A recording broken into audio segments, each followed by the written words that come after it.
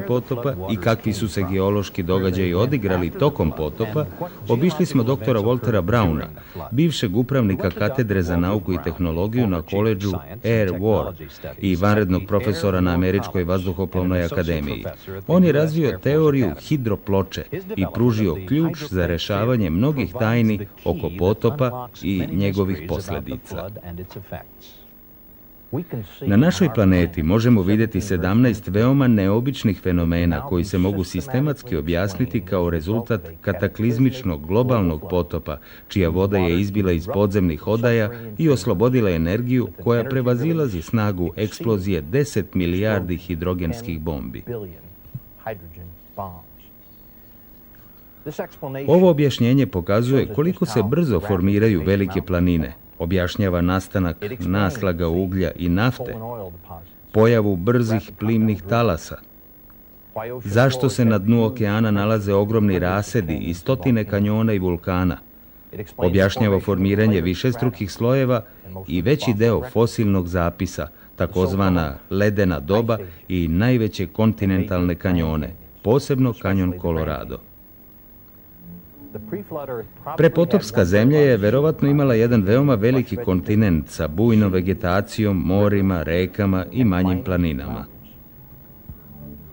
Prema teoriji hidroploče, prepotopska zemlja imala je dosta podzemne vode, oko polovine onoga što je danas u okeanima. Ova voda nalazila se u međusobno povezanim odajama i formirala je tanku sferičnu opnu debelu oko 1 km, možda na nekih 15 km ispod površine zemlje. Sve veći pritisak u podzemnim vodenim odajama širio je zemljinu koru iznad vode, kao što se balon širi kada pritisak raste iznutra. Pucanje kore otpočelo je mikroskopskim pukotinama koje su se pružale u oba smera brzinom od oko 5 km u sekundi. Pukotina, prateći stazu najmanjeg otpora, obuhvatila je planetu za oko 2 sata. Dok se pukotina širila oko zemlje, površinska kora se rastvarala kao šav na veoma zategnutoj tkanini. Podzemna voda bila je pod izuzetnim pritiskom zbog težine 15 km stena koje su je pritiskale. Zato je voda nezadrživo eksplodirala kroz pukotine. Proračuni pokazuju da su duž te cele pukotine, koja je išla oko cele planete, vodoskoci vode izbijali supersoničnom brzinom do 30 km uvis. Raspršavanje ovog ogromnog vodoskoka izazvalo je olujne pljuskove kakve zemlja nikada nije doživjela, ni pre ni posle toga. Biblija tvrdi da su svi vodoskoci iz velikih dubina izbili u jednom danu. Ona opisuje ove događaje od pre 4.500 godina, koje danas možemo naučno da povežemo lancem uzroka i posljedica kao teoriju hidroploče. Fontane iz velikih dubina i para koja se širila izazvali su razorne vetrove. Deo vode koji se probio visoko iznad hladne stratosfere dolazi do veoma hladnih predela i stvara obilne snegove, zatrpavajući, gušeći i trenutno zamrzavajući mnogi životinje. Mlazevi visokog pritiska erodirali su stenu sa obe strane pukotine i čak izbacili muljeviti sadržaj mnogih prepotopskih mora. Ogromne količine sedimenata slegle su se iz ovih blatnjavih voda po celoj zemlji. Ti sedimenti zarobili su i zatrpali biljke i životinje i tako obrazovali fosilni zapis. Plavljenje je čupalo vegetaciju iz korena i premeštalo je u predele u kojima se akumulirala i brzo se pretvarala u ugalj i naftu procesima koje danas možemo ponoviti u laboratoriji. Eksperimenti pokazuju da, kako je erozija proširivala pukotinu, njena širina je postala tako velika da se sabijena stena ispod podzemnih odaja izvila na gore i tako formirala greben koji sredinom okeana opasuje zemlju, kao šav na lopti za bejzbol. Kontinentalne ploče, hidroploče, još uvek sa vodom koja ih je odozdo podmazivala, skliznule su nizbrdo i udaljile se od rastućeg grebena sredinom Atlantika, sve dok masivne kontinentalne ploče koje su počele polako da se ubrzavaju nisu dostigle brzinu od 70 km na čas. One su nailazile na otpor, sabijale se, pucale, debljale i izdizale.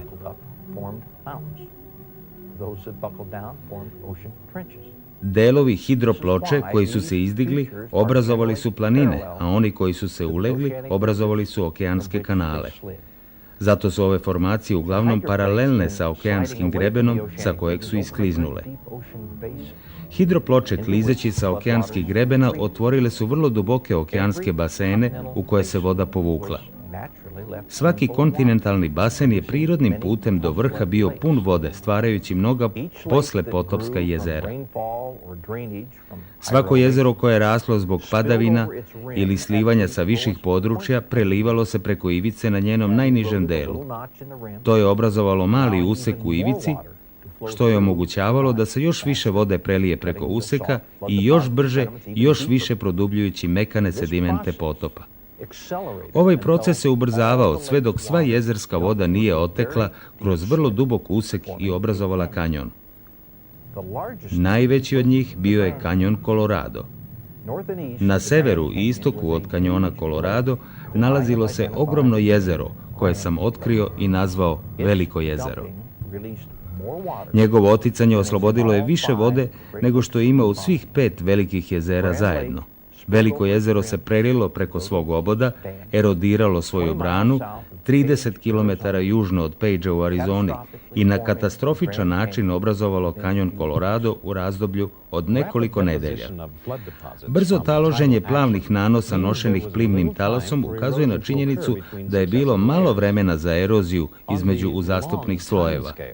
Na dugoj vremenskoj skali, kako je zamislila teorija evolucije, moralo bi se naći mnogo dokaza o eroziji i ispunjavanju uzastopnih geoloških formacija zbog vremenskih prilika koje su očekivane tokom miliona godina.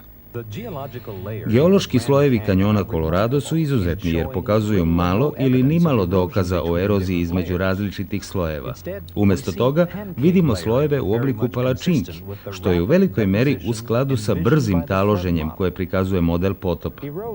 Do erozije nije došlo sve dok se nisu nataložili svi slojevi, ali koliko brzo je erodirao sam kanjon? Tek nataloženi sedimenti još uvijek nisu u potpunosti očvrsli u stenu, što dozvoljava mogućnost da je do erozije kanjona moglo doći mnogo lakše nego da su sedimenti već očvrsnuli u stenu, kao što je teorija evolucije pretpostavljala. Međutim, pod odgovarajućim uslovima, voda može brzo da se probije i kroz najtvrđu stenu, kao što je granit na dnu kanjona Colorado. Ti uslovi podrazumevaju kavitaciju. Kavitacija je proces pretvaranja stene u prah koji je u vezi sa protokom vode, čija je brzina veća od 30 metara u sekundi. Kako se voda odbija od neravnina u koritu reke, stvaraju se vakuumski mehurići i zadaju udarce kao čekićem po površini dna korita reke i doslovno pretvaraju stenu u prah.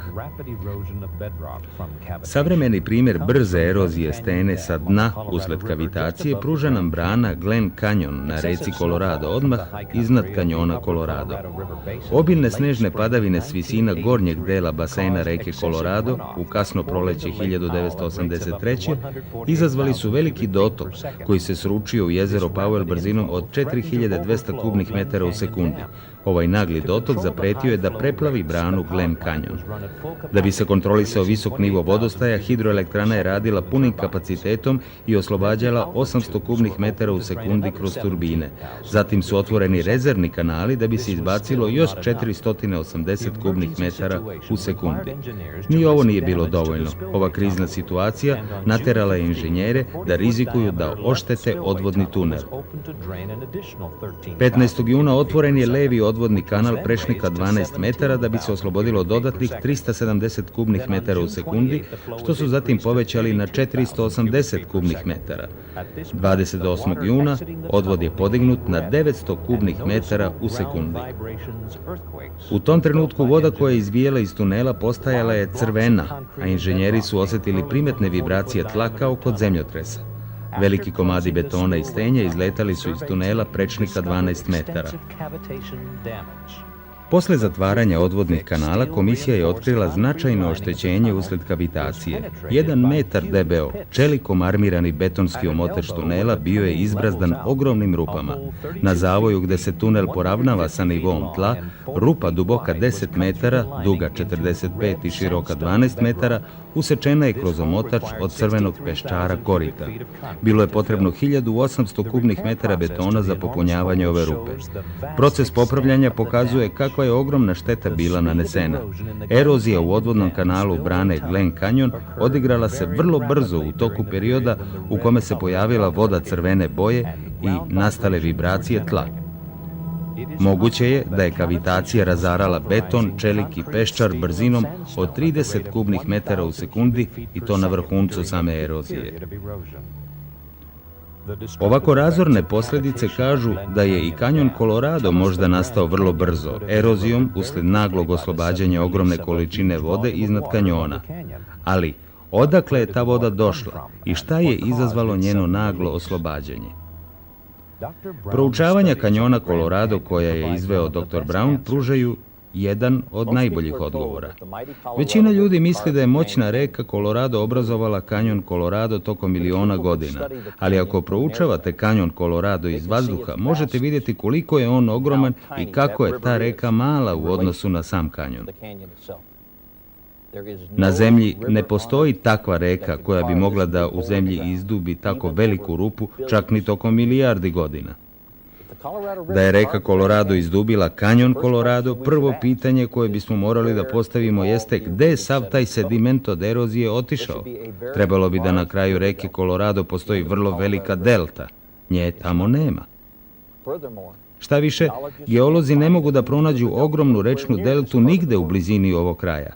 Zato moramo da se zapitamo gde je taj sediment nestao. Na nekoliko mesta na ovom platovu koji gleda na kanjon Colorado postoje omanje planine ili strma brda. Njihovi slojevi pričaju nam fascinantnu priču. Ovi slojevi su na istoj visini, tako da je očigledno da su nekada bili povezani. Sigurno je da se nešto pojavilo i odnelo slojeve mekšeg materijala, debele nekoliko stotina metara, koji su nekada stajali ovde gde smo mi sada. Moramo dakle da objasnimo ne samo gde je otišao materijal iz ogromnog kanjona dugog 320 km, već i gde su otišle stotine metara materijala koje su nekada bile iznad ovog mesta gde smo mi sada i širile se desetinama ili hiljadama kvadratnih kilometara. Ova uzvišica po imenu Crveno brdo ne samo da još uvek sadrži one horizontalne slojeve, već se na njenom vrhu nalazi još jedan dokaz. Posljednji sloj na vrhu je od lave. Lava teče samo nizbrdo. Stoga je nekada zemlja koja je okruživala vrh ovog Crvenog brda morala biti čak i viša. Opet se pitamo, kuda je otišao sav taj materijal? Veliko jezero se prelilo, katastrofično erodiralo svoju branu i obrazovalo kanjon Colorado na jugozapadu u toku nekoliko nedelja. Jedno drugo poslepotopsko jezero, za koje geolozi priznaju da je nekada bilo u blizini, jeste jezero Hopi. Kada se veliko jezero katastrofično prelilo, verujem da je erodiralo zapadnu obalu jezera Hopi, što je takođe izazvalo njegovo prelivanje. Kuda je otišao sav taj materijal? Nanet je preko južne Arizone, delova Kalifornije i Nevade, i to brzo. Sve je više dokaza koji podržavaju ideju o biblijskom potopu svetskih razmera, koji se dogodio pre oko 4300 godina. Što se tiče kanjona Colorado, potop objašnjava kako su se sedimentni slojevi naglo nataložili, dok se voda dizala, i kako su brzo erodirali, dok se voda povlačila. Videli smo i kuda je taj materijal otišao i dokaze naglog zatrpavanja prepotopske vegetacije od koje su nastali današnji ugalj i nafta. Sada ćemo vidjeti fosilne dokaze koji potvrđuju naglo zatrpavanje prepotopskih oblika života. Zaista neki od najupečatljivijih dokaza naglog taloženja potopnih sedimenata potiču od dobro očuvanih fosila nađenih u nekim krajevima zemlje. Možda se najbolji fosilni